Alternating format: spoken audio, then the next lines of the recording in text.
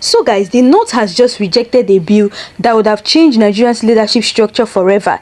A bill that could have given every region, the North, the South, the East, the West, equal access to the presidency, was shut down by Northern lawmakers led by no other than the Northerners. Now stay tuned, because in this video we are unpacking the full detail, showing you the actual clip of what the Northerners' rejection speech, analyzing how this move affects the 2027 election, national unity, and the Southeastward growing anger. Let's start from the beginning. A Southern lawmaker sponsored a bill proposing that Nigeria's presidency should rotate among the 6 geopolitical zones. The idea was simple but powerful: equity in power sharing, inclusion of long marginalized regions, national unity, and reduced political tension. With this bill, zones like the Southeast, which have never produced a democratically elected president, would finally get a fair chance. Or about fixing a deep-rooted imbalance, but the response from the North is a shocking word: rejection.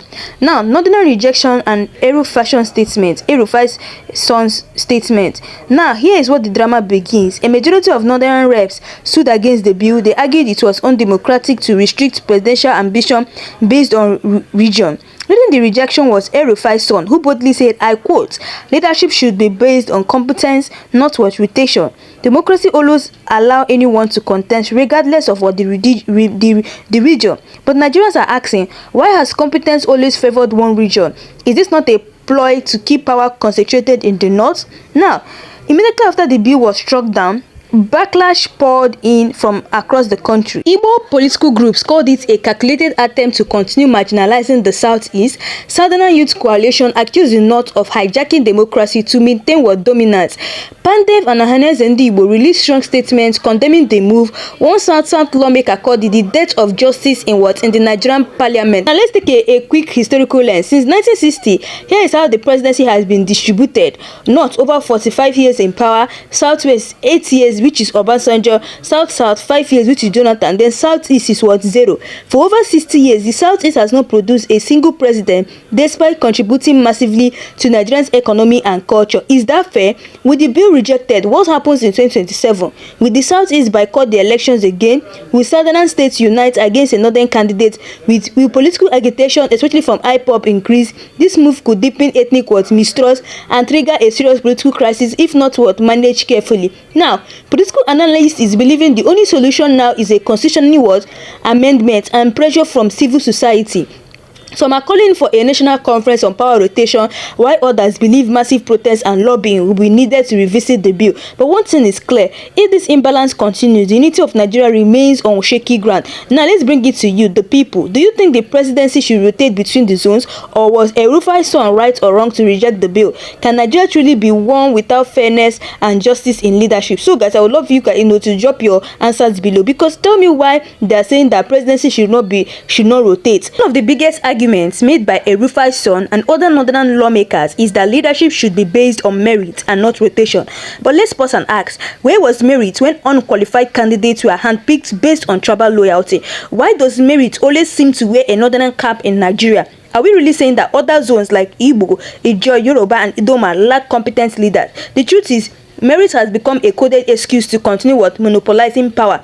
Let's not pretend. The rejection of the bill is part of a larger systematic plan, to sideline the East. Yes, it is part of, their plans, to sideline the East. So I'm saying that the bill should be rotated. They cannot just come and be giving power to one side. They cannot just come and be giving presidency to a particular region. The Northerners should have the power to be the president of Nigeria. The East should also have the legitimate right to be the president of Nigeria, same as the South. So power should not be centralized to a particular region. This isn't the first time the voice of the Southeast has been silenced in Nigeria's political theater. In constitutional debates, Southeast proposals are always ignored. In security appointment, they barely were represented. In federal allocation, they often receive the lowest shares. This bill would have been a symbolic step toward inclusion. Its rejection proved this an international sidelining of the Igbo voice. Remember how, during Buhari's tenure, zoning was used to justify Northern leadership. But now, that is time for the Southeast or another region to benefit. Zoning is suddenly called undemocratic. When it benefits the North is equity. When it benefits the South is tribalism. This double standard is the reason many are losing hope in Nigerian democracy. Now, ironically, even under military regime, there was more balance in regional leadership. General Aguiyi, who is an Igbo man, and General Gowon is from the north, General Obasanjo is from the southwest, and General Murtala is from the north, General Buhari is from the north, General Babangida is from the north, and Abacha is from the north. At least there is some kind of rotation. But under democracy, the system that is meant to be fair, we are now watching a clear monopoly. How did we regress so badly? The rejection of this bill sends a dangerous message that some ethnic groups are more Nigerians than others, that some voices will never be allowed near power no matter how qualified. If you keep telling a whole region that they will never rule, don't be surprised when that region starts believing in the country. What we're witnessing is not just legislative failure, it's a crack in the foundation of national unity. This rejection may redefine 2027 completely.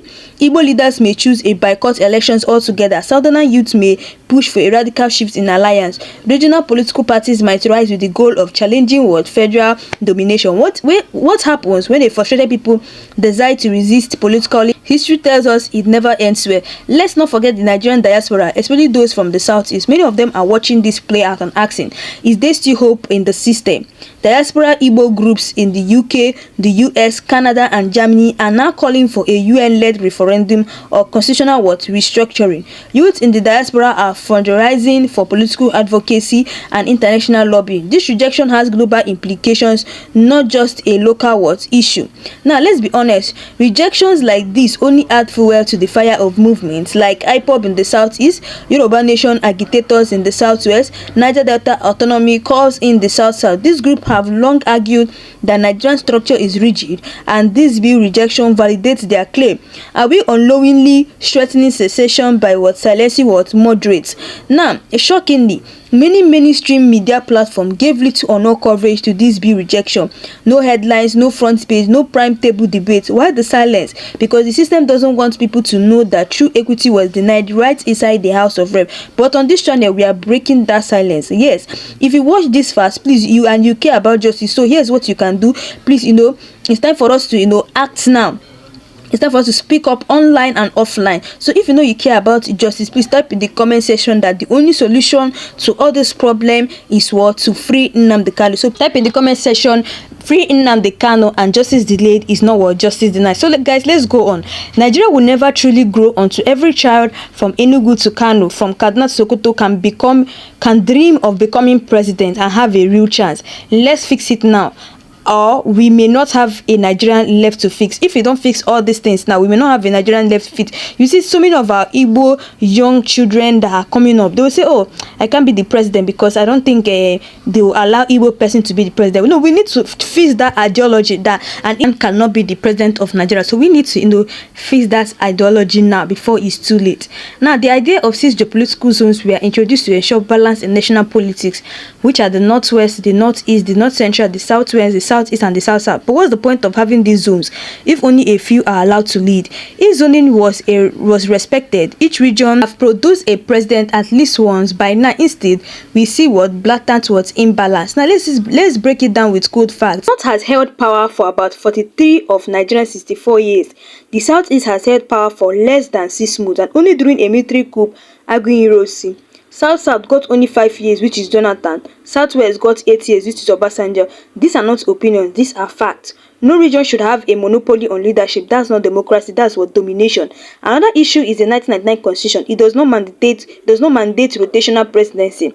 That gives some regions legal grounds to keep contesting endlessly. But remember, this constitution was created by the military and not the people. It never passed through a referendum. It does not reflect true federalism. It allows a majority bloc to override national balance. Until we fix the constitution, Nigeria will continue to limp on one leg. Nigerians youth are tired of recycled excuses. Here's what many of them are asking. Why is leadership always coming from one direction? How can I believe in Nigeria when my region is shut out? Why is it always competence when it's the north and tribalism when it's the east? Now, across TikTok, Twitter, and Facebook, the trend is clear. Rotational presidency is not just political, it's a generational justice. Now, let's be honest. A nation that does not treat all its people equally will always face ethnic tension, calls for secession, disobedience to national symbols, increased crime due to hopelessness.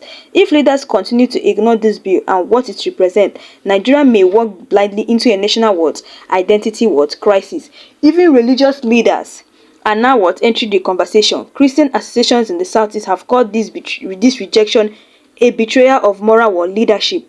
Muslim leaders in the South have asked, how do we preach peace when injustice reigns? Religious unity depends on what national fairness is that destroyed. Expect even deeper spiritual word disunity in Nigeria. Now here is the irony. When a northerner wants to become Senate president, they say let's zone it. When it's time to appoint service chief, they say let's balance the region. But when it's about president, suddenly zoning is bad. It shows that the political elites only support zoning when it benefits their camp. That is hypocrisy at its worst. That is it. Because if you don't act now, we may become the generation that watched Nigeria fail in silence. So we need to act now. We need to look for what to do, to stop all this ethnic tribalism. We need to stop it. Imagine they're not rejecting, rejecting the bill to rotate presidency among geopolitical zones. Do they only want them to be having power every year? This does not make sense. And just like Nnamdi Kanu will always say, what is causing all this rubbish is the 1999 constitution. If the 1999 constitution can be written out, if they can rewrite it, you find out that all these things will stop, because 1999 constitution is the constitution that is favoring the northerners, and that is why you see them, they're all misbehaving. So guys, that's all we have for today. I want you, to drop your comment below, and also please don't forget that in this channel, what we do here, we use these platforms to agitate for the release of Mazi Nnamdi Kanu. So please do well to tap in the comment section, free Nnamdi Kanu, and also justice delayed is not what justice denied. So guys, thanks for watching, and see you guys again in my next live video.